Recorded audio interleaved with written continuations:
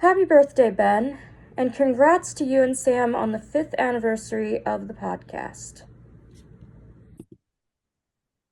Thank you so much, Void, for those kind words. Now let's get on with the show. Welcome to the Two Fish at the Table Poker Podcast. I'm one of your hosts, Legend Dunham Poker Stars. No, the other host, East Coast Sam on Poker Stars. Welcome to this very special episode, kind of a mid WSOP check-in, as well as a main event draft, which Ben and I have been talking about for weeks, but we finally decided to sit down and do this. And obviously, thanks to Void for whatever it is that was just featured, because this is a surprise and I've never heard it before. So obviously, thanks to Void. Yeah, so this is also kind of our informal fifth podcast anniversary show, and is also the day of my 34th birthday. So 34, 34, 5th, 3, 4, 5. So there you go. That was a Kasuf that once in the main event. I think he said 3, 1, 2, 3, 4, 5. So anyway, so yeah, so we're about, a third-ish into the World Series of Poker, and obviously the part of the World Series that Sam and I always care the most about is the main event, and so we're going to go back and forth drafting a player. We're each going to have six people on our roster, and I sort of have an informal point breakdown of what will qualify for a player to earn us points in this draft. So the minimum barometer is, I would say, making it to day four slash cash in the main event. So I would say if a player makes the money, that's going to be, and Sam, feel free to interrupt me if you don't like the points. Which I think that's 3 points if you Mhm. make the money, and then for each day you survive beyond that. So day four, day five, day six, we add one more point to their total. And then I think just making the final table should just be an additional 10 points, just like that. Okay, I like that. That's a good point structure. I'm down with that. And then I guess if I'll let you, Sam, decide if your first pick. I'll give you the first pick, and we'll just go back and forth until we each have our six.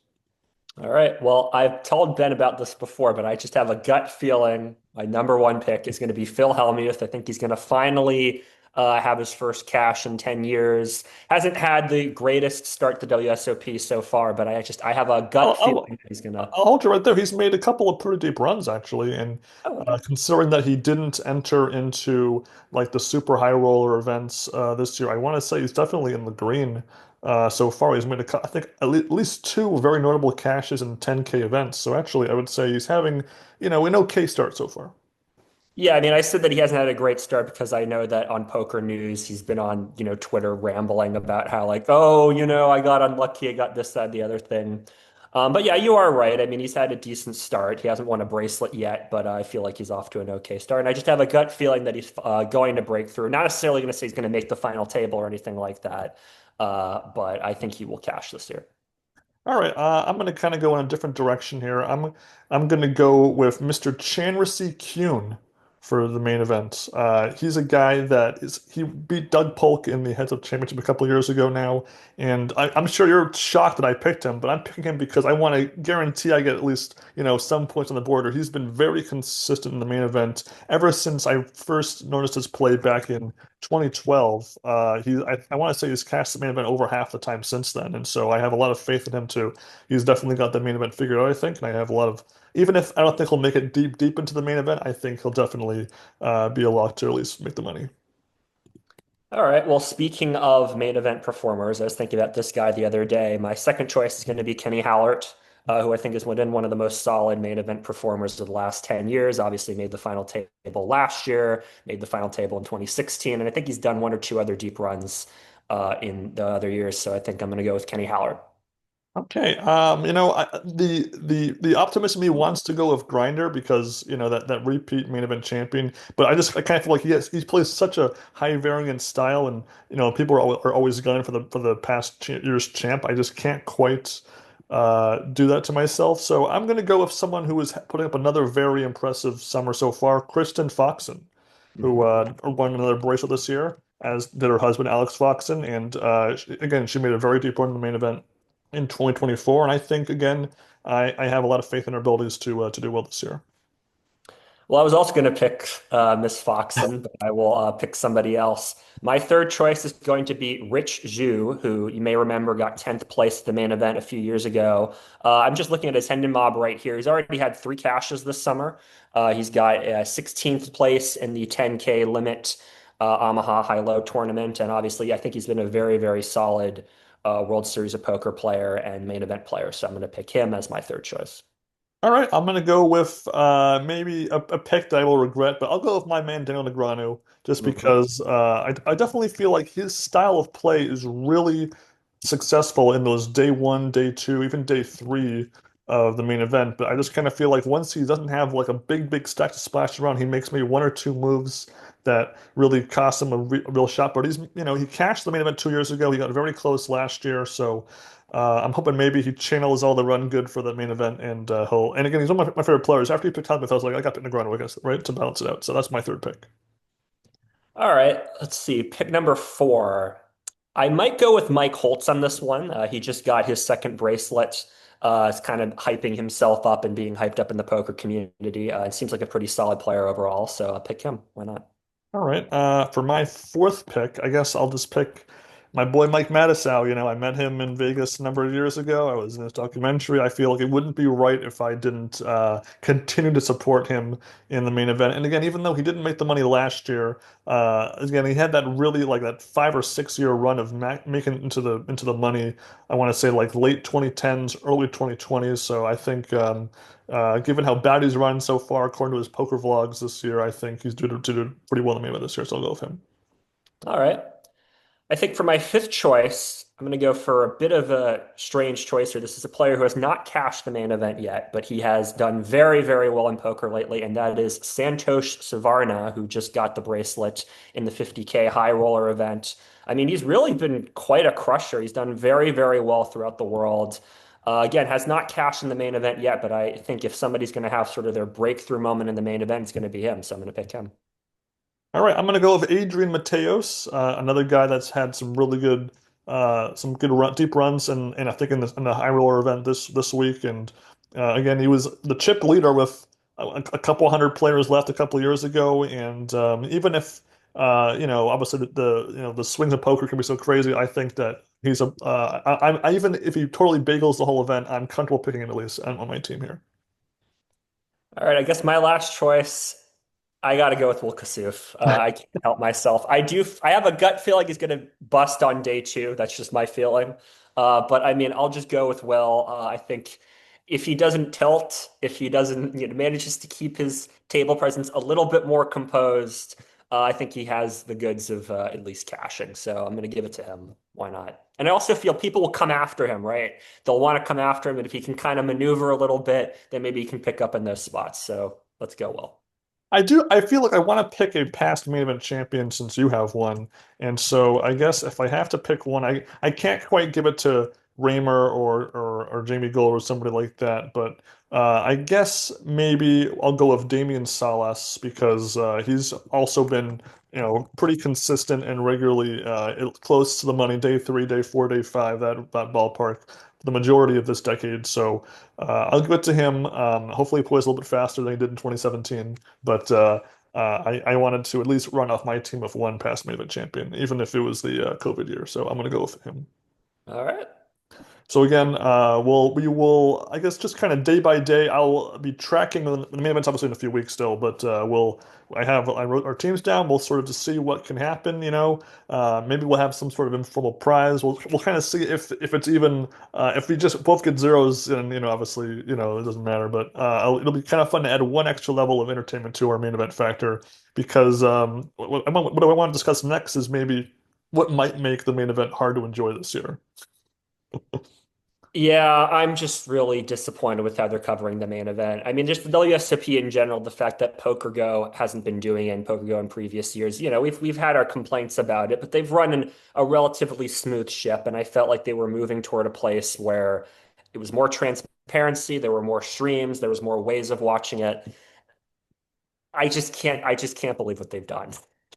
Yeah, so it's kind of funny because it's kind of like a mixed bag here because I'm actually enjoying the coverage they have right now for the preliminary events here. They have David Williams, they got Ali Najad, they got Lon, they got normally they have a rotating booth of guys streaming, and they have a great setup where they're actually covering not just multiple tables of the same event, but actually multiple events at the same time. They just, sometimes it's outer table coverage, and they're mixing things up. And because they have the freedom to kind of almost like time travel, so they're not covering hands happening in real time, and that they can come back to a hand that was on a different table a few minutes ago that was happening at the same time as another hand, so that you're not missing any of the big hands. And that's just really successful. And they're occasionally mixing in some interview bits and some flashbacks and some news updates when the broadcasts begin. I really like what they're going with. It kind of feels like an online, almost like ESPN, Sports Center, NFL Live, all those elements kind of working together in unison. And I really like that we're getting coverage every day. We're not having any gaps in the coverage, and because I'm working half the week, I'm able to watch some playback and fast forward through the breaks that they have every now and then, and so it's really made watching and following the news of these events very easy for me. Yeah, I mean, I've only been able to watch so much of the streams. I've been mainly sort of following on poker news. What I'm really talking about in terms of disappointment, just so that we can make it clear, is that the main event will be behind a paywall on the ESPN app. The whole thing that'll be behind a paywall until the final table, which airs in August. So they're kind of doing stutter step November 9. I guess you could say it's the August 9, the summer 9. Um, I don't know how long the World Cup lasts for. Does it last until August? Like, why exactly is it August specifically that they're doing it and not doing? Do you know? I don't know. I don't really follow the soccer world very much, so it's hard for me to Yeah. be like that's. I could look into it, but I'm not sure. And it's kind of funny because the coverage is actually really good for these events, and so why not Yeah. just keep it the same for the main event? I mean, it just seems so ridiculous. And you could even cut to other events are happening at the same time as the main event, so you could just kind of keep that vibe going. And just it makes no sense for the coverage to be this good for these events and then just make it even worse. I mean, I could understand if you had flipped it, like if you had the main event like this and had the other events behind the ESPN app. That almost makes more sense to me because of Mhm. how their setup is. But to all of a sudden block the one thing, then they're getting. I've been seeing like 10, 15, 20,000 live viewers during a considerably long broadcast of these early events, and I would imagine the numbers are probably going to gradually increase over time. And so it just makes no sense to me. And I really don't want to pay God knows how much for ESPN app just to watch the main events. And obviously following news on pokernews.com is some benefit, but it's just not the same as watching it live, especially with this great setup they have. I mean, I thought last year the PokerGo setup was getting better, and we thought it was the best main event to watch live on in this decade. And to have this year all of a sudden that just be totally removed, and also it makes me wonder because of PokerGo removing all the main events and all the WSOP footage from their app, is that even on the ESPN app? Are they even going to make episodes for last year's main events? I thought I was really looking forward to watching the edited version of last year because we had some great storylines and we thought that was it was the best coverage we had seen in a long time. And so it just seems like we're losing a lot of these opportunities for good entertaining poker.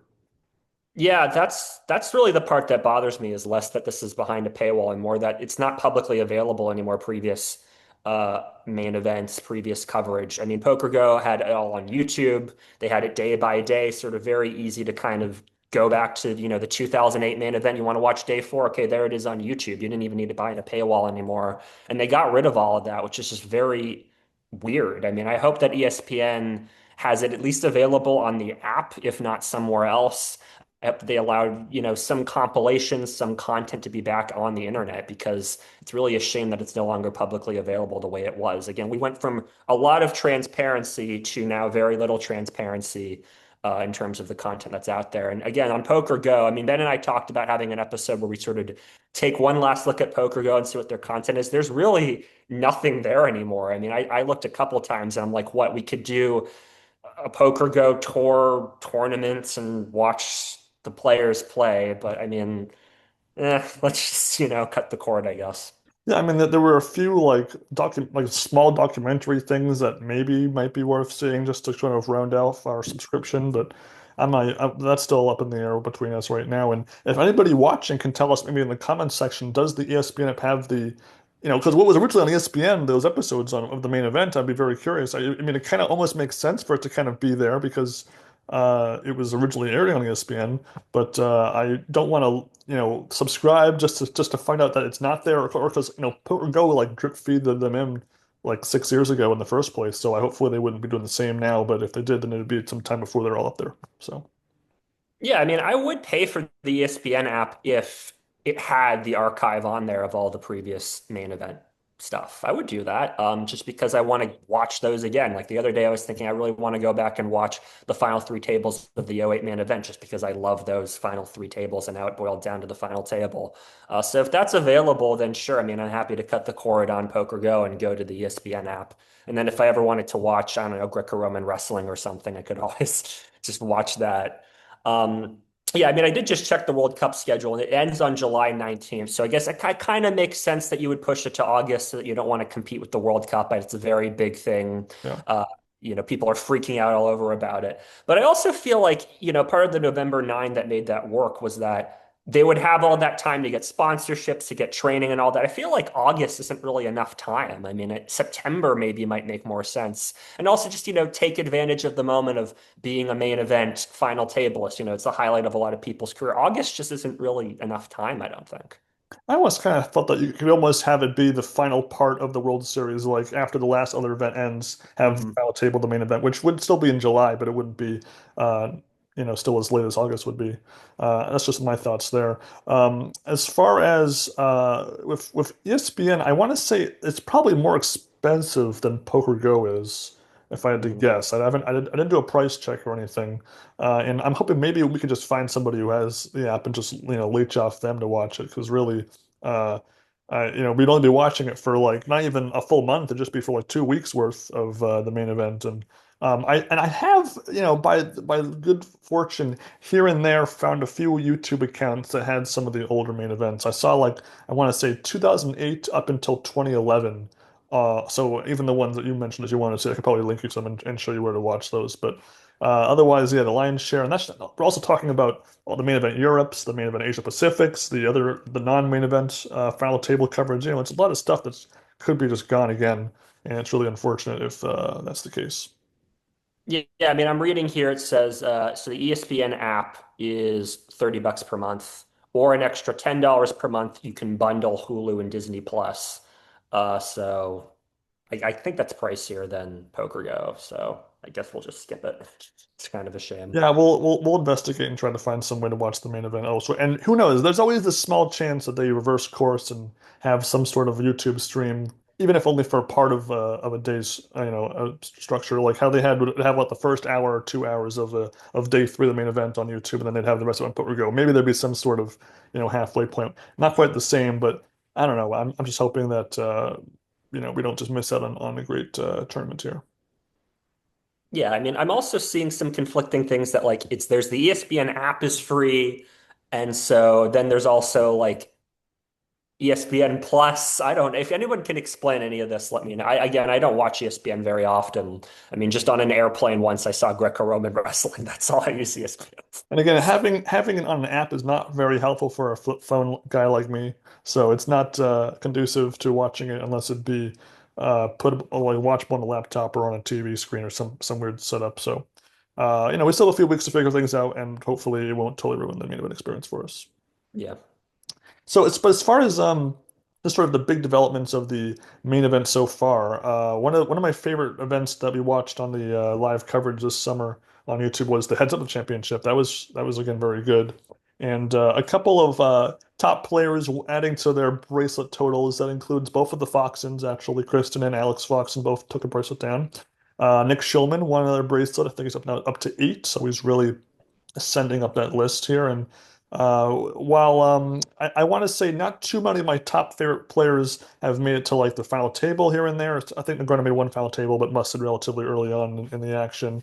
It is my sort of my watching of the poker kind of boils down to, if I was working that day, whatever, I check the updates, see, which events are in the usually it's like 3 events covered at a time, and then seeing if anybody I care about is still alive in any of the live feeds of those tables, and then I can rewind and watch and see how far they get. So usually there's been 1 or 2 games here and there that had somebody I wanted to go far, so I was able not to just sort of tune out or check out of that the results of that event. Yeah, I've been just trying to check poker news for the most part, and then I'll watch little clips here and there. And if there's a player that's running deep, I'll try to watch it. But yeah, I mean, I've noticed like just a lot of repeat bracelet winners, a lot of people winning their second or third bracelets. Obviously, I mentioned Savarna, the Foxens, Jeff Madsen won another bracelet. Yep, Braxton Dunaway, who made the final table, won his second bracelet earlier this year. JRB got second place, almost won his second bracelet, couldn't quite close it out. that's crazy. And then I'm going to mispronounce his name, Yuri Sivadlevsky. Divalevsky. Divaletsky, excuse me, the Brazilian player, just won his sixth bracelet in the 100K high roller event. So yeah, like a lot of repeat winners, a lot of people almost winning their next bracelet. Benny Glazer just got second place in another event where that would have been his ninth bracelet. Um, so yeah, I mean, we're seeing a lot of people just kind of roll up to the main event and sort of solidify their legend. And obviously, there's been a lot of first-time bracelet winners too in the mix. But I think a lot of people are kind of coming to the WSOP really ready to compete. So hopefully that translates to the main event as well. Yeah, it's funny. You mentioned Yuri Divalevsky, and there was a story I don't think I ever told you about Vegas when I was there the first time, where on day two when I was the day that I met Helmuth briefly, when I was sitting on that stage here, the first table in front of me had Yuri Divalevsky, and next to him was a guy named Julian Sanchez, who lost an all-in, was on the two chips, and then won like five consecutive all-ins, like back to back to back. When it was one of those short stacks where he thought he was out, but really he had like two chips left afterwards, and he Mhm. like would put on his backpack and like, before as I was about to leave. And then someone reports in Poker News like backpack trick leads to big stack. And I met this guy in the elevator the next day with Adam. Like I was like, oh Oh, my God, you're really? Julian Sanchez. Like I saw, oh my God, I watched you make a big stack, and he was knocked back down like two big blinds by the next day, even though he was running good beforehand. So it was just kind of funny to I always associate Yuri Dovoloski with that story whenever I see his name pop up. Yeah, you've never told me that story. I didn't know that. Wow. Yeah, again, it was such a busy trip that sometimes you forget certain things, but it was just kind of cool to run to the guy and be like, I know your name because you were in the thing. So it was That's fun. funny. Um, Otherwise, I think tonight is the final table of the $250,000 super high roller um, Mhm. WSOP bracelet event. I think Phil Ivey is the short stack, but he's still in there with like I think nine players left or something like that. And our father's boy David Einhorn is one of the big stacks too, and so hopefully he doesn't mess up like an '06 and or in the one drop from 14 years ago. Maybe he takes down a bracelet. That'd be pretty cool. Yeah, so Britt Kinney's number one in that event. Adrian Mateos is number two, and David Einhorn's number three, and they're all above 10 million. So they've got pretty good stacks. And then Ivy is in last place. 2 million. He's got something that he could, work with theoretically. I don't know what the big blinds are, but you never know, right? Could spit it up. That'd be kind of cool if it was Ivy Einhorn heads up. That'd be really sick. Yeah. And then I think also right now with 30 players left in the 10K Big O Championship, Mike Matusow is still alive. I think he's in like 21st place. So, not a big stack right there, but definitely with his skills, definitely could, if one or two hands goes his way, he could definitely make the final table and maybe find some redemption finally. Yeah, Matisow's at 500,000 there, so he's 21 in chips. A number of names are in this field, actually. Victor Blom is in there. Louis Veldador is in there. James Obst is in there. Who else? Dan Shack is in there. So, yeah, this is a pretty stacked crew right here. Aaron Rodgers, not that Aaron Rodgers, different Aaron Rodgers. Sam Soverell, and then Nick Schulman is the short stack. So, yeah, I mean, that could be a really exciting tournament to see. Yeah. And I also just want to mention that if any of our viewers wants to draft their own six-person foot main event fantasy team, by all means, post it in the comments, whether on YouTube, Facebook, Twitter, or whatever. Put it in there, and so we'll see if anybody can out top our teams. And again, it's a crapshoot if your team does anything, but it'd just be kind of fun to see if we have even a modicum of success of our predictions. Yeah, and obviously, if you're playing at the WSOP, let us know how things are going. I'm very curious to see if anybody's out there right now. The Colossus is underway. A lot of other tournaments are underway. Obviously, there's also the online events too. Not that I care about those as much, but those are still cool too. If you win a bracelet online, that's really cool. So let us Yeah, know I how want, you're I want doing. to say I'm not sure has any of the online events happened yet. I feel like I didn't see any news updates about any of those, so maybe not so much yet. Maybe it comes a little bit later. Yeah, I'm looking at the schedule. I don't see any. Okay, so Yeah, yeah, no. so again, so some players like to tablet multi-table in event. I notably did not pick Sean Deeb on my team because I feel like he wants to play in like the five events that happen the same time as the main event, so that you can get as many points or chances of bracelets. So that's why I figured he probably wouldn't prioritize the main event too much if he was, looking to play it. Yeah, that makes sense.